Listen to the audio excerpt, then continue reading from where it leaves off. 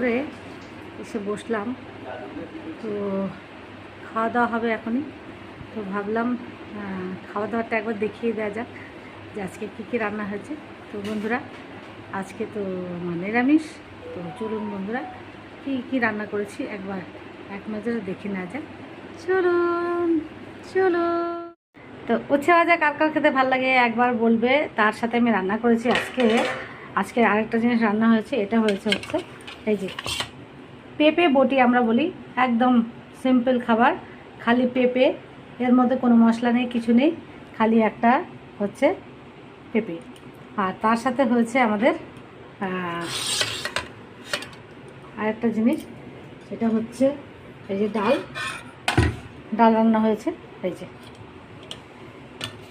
ডালটা রান্না হয়েছে, তার সাথে হয়েছে দেখুন পনির, সয়াবিন আর আলু দিয়ে একটা তরকারি হয়েছে, খেতে ঠিক মাংসের মতো টেস্টি লাগে। তার সাথে হয়েছে সাদা ভাত। তো বন্ধুরা চলুন এক এক করে খেয়ে নেওয়া যাক।